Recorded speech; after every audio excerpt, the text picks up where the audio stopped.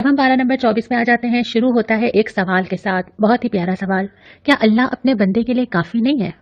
इतनी सारी चीज़ें अल्लाह ताला ने गिनवा दी, तुम्हें दे दी, तुमसे मोहब्बत करता है, तुम्हारे साथ रहमत का ताल्लुक है, तुम्हारा अपने ऊपर हक समझता है, अभी भी तैयार है, आ जाओ, पलट आओ, जो चाहो दे सकता है, हालात बदल सकता है, परेशानियां दूर कर सकता है, बीमारी दूर कर सकता है। क्या वो एक काफ़ी नहीं है कि इंसान उसकी इबादत करे खालिसतन?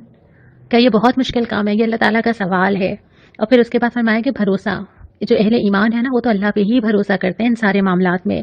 उसके बाद फिर मिसाल दी गई है कि जैसे अल्लाह तुम्हारी रूह कब्ज़ करेगा, तो क्या रोज़ाना अल्लाह नहीं करता? कैसे हम नींद की हालत में जानते हैं, कैसे हम बिल्कुल स्टिल हो जाते हैं और फिर कैसे हम उठ के दोबारा खड़े हो जाते हैं। ये रूह का लेना और रूह का वापस डालना, ये तो अल्लाह ताला रोज़ दिखा रहा है हमें। और उसके बाद भी फरमाया कि देखो, अल्लाह ताला का इख्तियार है उन सारी चीज़ों पे जिन्हें तुम दूसरे लोगों से मांगते हो, अल्लाह के साथ दूसरे शरीक बना लेते हो, दूसरे लोगों के सामने हाथ फैलाते हो, वो अल्लाह दे सकता है। अल्लाह शफाअत कर सकता है, अल्लाह तुम्हारे गुनाह माफ़ कर सकता है, अल्लाह आखिरत के तमाम और दुनिया के भी तुम्हारे तमाम फैसले कर सकता है। और रिस्क देना तो है ही अल्लाह के हाथ में। तो वो सारी चीज़ें जिसके लिए इंसान कभी इधर देखता है और कभी उधर देखता है, एक अल्लाह रब्बुल आलमीन उसकी ये सारी चीज़ें पूरी कर सकता है। फिर बहुत प्यार से पुकारा है, ए मेरे बंदों, मेरे का लफ्ज़ इस्तेमाल किया है कि हो तो अल्लाह के ना। वो मोहब्बत जो वालिदैन को औलाद के साथ होती है, जितनी ही नाफरमान हो जाए, आखिर में वो कहीं से निकल के आ जाती है ना। जितना गुस्सा हो, जितनी तकलीफ हो, फिर वो आ जाती है मेरा बच्चा। अल्लाह ताला फरमाता है, ए मेरे बंदों, क्या क्या करो, अल्लाह की रहमत से मायूस ना हो। अगर ये तसल्ली हमें ना दी जाती, क्या है हमारी ज़िंदगी, क्या है हमारा नामा अमाल, हमारी नमाजें, हमारी इबादत, हमारे अखलाक, हमारा किरदार, हमारे मामलात क्या है? पलट के नज़र डालें 2 मिनट अपने ऊपर, क्या लेकर जा रहे हैं अल्लाह के पास? ये अल्लाह ताला की कितनी बड़ी रहमत और मोहब्बत है कि अल्लाह ताला फरमाता है कि मायूस ना हो, किसी लम्हे मायूस ना हो, पलट आओ, रुक जाओ, वापस आ जाओ अपने रब की तरफ। चाहे ज़िंदगी जितनी भी गुजर गई है ना, अब अल्लाह जाने हम सबकी ज़िंदगियाँ कितनी बाकी हैं, कितनी हो गई, कितना मौका आगे नेकी करने का मिलेगा कि नहीं मिलेगा, लेकिन इस वक्त आज पलट आओ अपने रब की तरफ, मुती हो जाओ, मान लो अल्लाह ताला की, अतात इख्तियार करो, अल्लाह ताला की किताब की पैरवी करो, जो अल्लाह ताला ने लिख के दे दिया ना जन्नत की तरफ आने का रास्ता, इसको पकड़ लो, अल्लाह तुम्हारे सारे गुनाह माफ़ कर देगा। उसके बाद फरमाया कि अल्लाह की कदर करो जैसा कि कदर करने का हक है। क़यामत के दिन का पूरा नक्शा खींचा गया, क्या होगा, लोग जमा होंगे, हक के साथ, इंसाफ के साथ पूरा पूरा बदला चुका दिया जाएगा।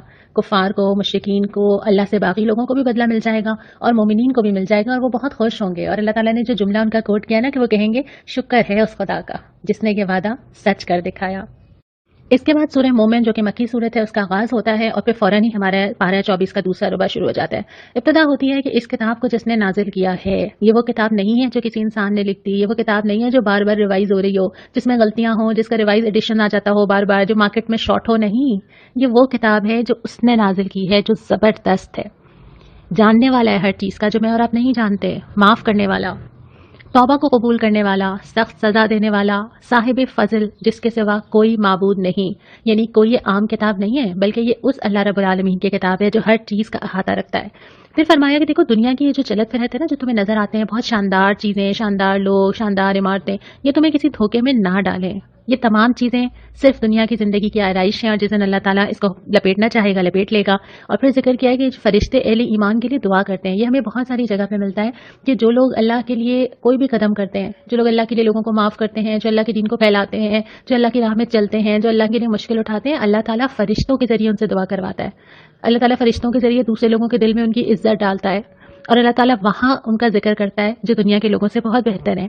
उसके बाद फरमाया कि क़यामत के दिन सबको जमा करके ले आया जाएगा, सारे गुरोह आ जाएंगे, खड़े होंगे, पूछा जाएगा अब बताओ आज बादशाही किसकी है? अल्लाह वाहिद क़हार की।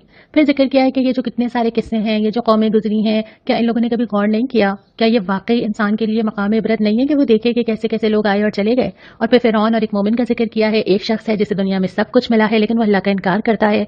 एक मोमिन है जिसका नाम भी हमें नहीं मालूम, लेकिन वो अल्लाह की गवाही देता है और आखिरकार अल्लाह ताला के पास सुरखरू ठहरता है। फिर तीसरे रुबा का आगाज़ होता है। इब्तिदा होती है कि दोज़ख में लोग आपस में झगड़ेंगे, एक दूसरे पर इल्ज़ाम डालेंगे, अपने पेशवा से कहेंगे तुमने कहा था बचा लोगे, और वो कहेंगे कि हमें इख्तियार होता तो अपने आप को ना बचा लेते। और फिर अहले ईमान से अल्लाह ताला मदद का वादा करता है, और वो मदद सिर्फ दुनिया में नहीं, आखिरत में भी। यानी अल्लाह ताला किसी मरहले में, चाहे वो मेरी दुनिया के मामलात हों, चाहे वो मेरी कब्र का सफ़र हो, चाहे वो मेरे अल्लाह ताला के सामने खड़ा होना और उस दिन की सख्ती हो, अल्लाह ताला अपने अहले ईमान की मदद करता रहेगा।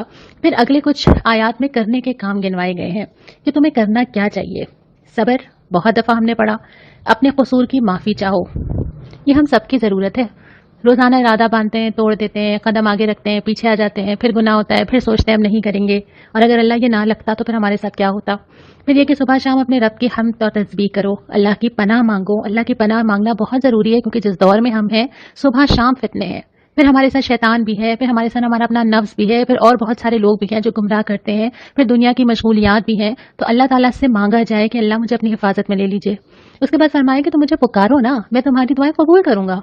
जो चाहिए, मदद की ज़रूरत है, अगर दीन के रास्ते पे भी चलना है तो पहले अल्लाह के सामने खड़े हो जाइए कि अल्लाह ताला आपने मदद करनी है मेरी, मैंने कदम रखना है और आपने मुझे थाम लेना है। कुरान पढ़ना है तो अल्लाह से मांगिए अल्लाह आपने समझाना है। घर की कोई ज़रूरत है, कोई बीमारी है, कोई परेशानी है, बस जैसे एक लाडला बच्चा माँ के पीछे पड़ जाता है ना कि आपने देना है, ऐसे अल्लाह ताला से उस नाज के साथ मांगिए। यकीन कीजिए अल्लाह ताला रद्द नहीं करता।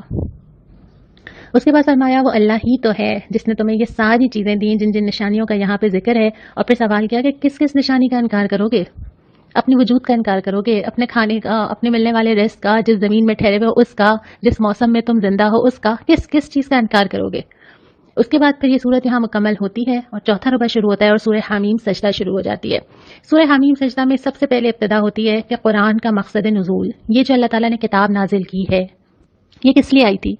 क्या ये इसलिए आई थी कि मेरे घर में एक ऊपर रैक होगा, उसके ऊपर इसका नुस्खा होगा, और वो नुस्खा भी वो होगा जो कभी मेरी नानी या दादी ने लिया होगा, और उसके बाद उसके ऊपर गोटे का एक कवर चढ़ा हुआ होगा, और मैं उसको जब उठाऊंगी तो फिर पहले मैं उसके ऊपर से खुदा न खास्ता मिट्टी झाड़ूंगी। ये किताब इसलिए नहीं आई थी।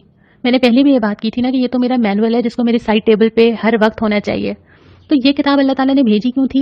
इल्म रखने वालों के लिए थी, बशारत थी कि लोग इससे खुशखबरी नहीं, लोगों को पता चले कि क्या क्या फ़ायदे उठा सकते हैं वो दुनिया और आखिरत में। उनको डराए, खबरदार करे कि देखो ये गलती ना करो, अपने आप को नुकसान पहुंचाओगे। और उसके बाद जिक्र किया कि लोग इससे रूगर्दानी कर देते हैं, इसको तवज्जो ही नहीं देते। और अल्लाह ना करे कि हम ऐसा करें, लेकिन जितनी तवज्जो हमने इस रमज़ान में इस किताब को दी है, अल्हम्दुलिल्लाह आज हम 24वें सिपारे के ऊपर आ गए। क्या हम आम दिनों में दे पाते हैं? क्या रमज़ान गुजरने के बाद पूरा साल ये किताब इंतज़ार नहीं करती कि मुझे वक्त मिलेगा तो मैं इस किताब को खोलूंगी? और उसके बाद फरमाया कि अल्लाह ताला इस कायनात को वजूद में लाया, कैसे अल्लाह ताला ने इसकी तश्कील दी, एक एक चीज़ को बनाया, और फिर खबरदार भी किया कि देखो ये अजाब जो है ना ये अचानक आ सकते हैं, जैसे आद पर आया, जैसे समूद पर आया, बल्कि हम दूर क्यों जाएं, हमारे अपने मुल्क में वो जलजला याद कीजिए। उसके बाद एक बहुत डराने वाली आयत आती है, पहले भी आई थी, कि क़यामत के दिन जिस्म गवाही देगा, यानी ज़बानें नहीं बोल सकेंगी, अपना मुकदमा लड़ नहीं सकेंगे, बहुत सारे रीजंस दे के अपने आप को बरी करवाने की कोशिश नहीं कर सकेंगे। कान बोलेंगे, आंखें बोलेंगी, खालें बोलेंगी। खाल इंसान हैरान होकर अपनी खाल को देख के बोलेगा कि तुम्हें क्या हुआ, और वो कहेगी कि अल्लाह ने गोयाई दे दी मुझे। और फिर जिस्म खुद ही गवाही देना शुरू हो जाएगा, तो फिर इंसान क्या कहेगा और क्या बात पेश करेगा।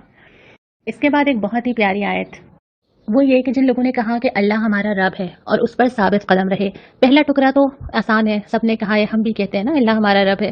दूसरा थोड़ा मुश्किल है कि इस पर साबित कदम रहे, इस पर जमे रहे, इससे पीछे नहीं हटे। जिंदगी के किसी मामले में ये मुश्किल है, लेकिन जो लोग इसका इरादा करते हैं, जो लोग इस राह पे इस्तिकामत से चलते हैं, क्या क्या वादा किया कि फरिश्ते आते हैं उनके ऊपर, फरिश्ते तसल्ली देते हैं, सकीनत नाजिल करते हैं, दिल के अंदर महसूस होता है, तसल्ली देते हैं कि परेशान ना हो, जन्नत की बशारत देते हैं, हम तुम्हारा साथ देंगे और तुम अल्लाह ताला से जो मांगोगे रोज़े क़यामत तुम्हें दिया जाएगा, जिस चीज़ की तमन्ना करोगे वो तुम्हारी होगी।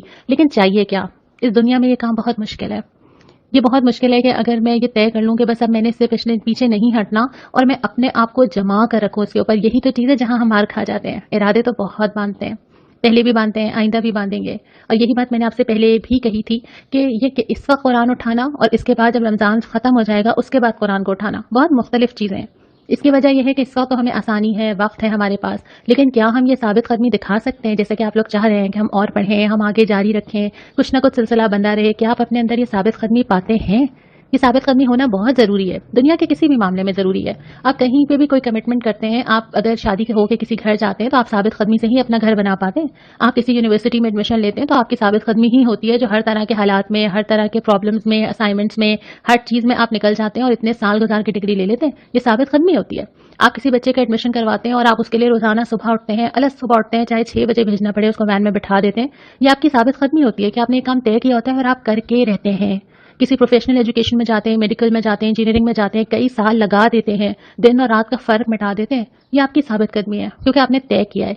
तो यही साबित कदमी अल्लाह ताला को भी तो चाहिए ना, जो इन सारे मामलात में है, कि जब इंसान ये तय करे कि अच्छा अब मैंने इल्म हासिल करना है, اب میں نے قرآن و حدیث اور سیرت کو پڑھنا ہے تو پھر وہ ثابت قدمی چاہیے کہ ایسا نہ ہو کہ آج بہت زیادہ اور کل بالکل نہیں، بلکہ ایک تسلسل اور استقامت کے ساتھ انسان عمل کرنے والا ہو، اور اس کے علاوہ بھی چاہے وہ عبادات ہوں، چاہے وہ قرآن کا پڑھنا ہو، تمام چیزوں میں اللہ تعالیٰ کو ثابت قدمی بہت پسند ہے، کیونکہ یہ راستہ آسان نہیں ہے۔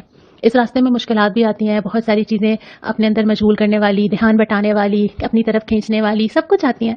تو اس میں تو انسان کو ان ساری چیزوں کے درمیان سے اپنا راستہ نکالنا ہوتا ہے نا، تمام مشکلات سے گزرنا ہوتا ہے، تمام آزمائشوں سے پورا اترنا ہوتا ہے۔ اللہ تعالیٰ دل میں اطمینان نازل کرتا ہے، یہ آزمائی بھی بات ہے، اور یہ آپ نے بھی آزمائی ہوگی۔ تو تہیہ کرتے ہیں انشاءاللہ تعالیٰ کہ اللہ کی راہ پہ ثابت قدم رہیں گے۔ اس کے بعد ذکر کیا ہے کہ سب سے اچھی بات کس کی ہے، یہ میں ابھی نہیں بتاؤں گی، یہ آپ مجھے بتائیں گے۔ اور پھر فرمایا کہ دیکھو بدی کو نیکی سے رفع کر دو۔ دنیا میں یہ نہیں ہو سکتا کہ بدی نہ ہو نا، ہم کیوں ایکسپیکٹ کریں کہ سب لوگ بہت اچھے ہوں، یہ تو ہو ہی نہیں سکتا۔ اور ہم کیوں سب سے ایکسپیکٹیشن لگائیں کہ سب مجھے اچھا سمجھیں، یہ بھی ضروری نہیں ہے۔ اور یہ بھی نہیں ہوگا کہ دنیا میں بہت ساری چیزیں صرف میری ہی مرضی اور میری ہی پسند کی ہوں۔ اور یہ کیسے ہوگا کہ میری کوئی آزمائش ہی نہ ہو، سب کچھ اچھا اچھا چلتا رہے، یہ تو نہیں ہوگا۔ اور خاص طور پہ جب کوئی آپ کے ساتھ برائی کرے تو راستہ کیا ہے؟ یہ راستہ ہے کہ برائی کا بدلہ اتنی ہی برائی سے دے دیا جائے۔ دوسرا راستہ یہ ہے کہ اس کو اپنا دوست بنا لیا جائے۔ بڑا ظرف چاہیے اس کے لیے، بڑا دل چاہیے اس کے لیے، سب کچھ سن کے بھولنے کا حوصلہ چاہیے اس کے لیے، دل کو صاف کرنا، دل میں کینہ نہ رکھنا، اپنے اندر یہ ظرف رکھنا کہ کبھی دل میں وہ ٹیس بن کے چیز جمی نہ رہے۔ تو سب سے اللہ تعالیٰ کو پسند تو وہ لوگ ہیں جو کہ برائی کو دفع کر دیتے ہیں، وہیں پہ فل سٹاپ لگا دیتے ہیں، آگے نہیں بڑھنے دیتے۔ ایک برائی بہت ساری برائیوں کا سبب بن سکتی ہے۔ کسی نے میرے ساتھ برائی کی، میں نے اس کو جواب میں کیا کہا، میں نے اس کو سنبھال کے رکھا، کسی وقت پہ اس کو تانے کی شکل میں لوٹایا، یا کم از کم اپنی باڈی لینگویج سے اظہار کیا، پھر کسی اور سے اس کو ڈسکس کیا، اس کی غیبت کی، پھر اس کینے کو جمع کر کے رکھا، آئندہ کئی موقعوں پر نکالا، تو ایک برائی نہیں ہوتی اگر اس برائی کو وہیں روک دیا جائے، اللہ سے اجر کی توقع کے ساتھ، ظرف کا مظاہرہ کر کے، یہ سوچ کے کہ اللہ اس کے بدلے مجھے معاف کرے گا، تو وہ راستہ نہیں کھلتا بہت ساری برائیوں کا۔ اسی لیے اللہ تعالیٰ کو یہ رویہ بہت پسند ہے۔ پھر آخرت کی نشانیاں اور قیامت کا ذکر کر کے یہ فرمایا کہ دیکھو، نیک عمل کرو گے یا برا عمل کرو گے، دونوں صورتوں میں تمہارا فائدہ ہے، جو کرو گے اپنے لیے ہی کرو گے۔ یہاں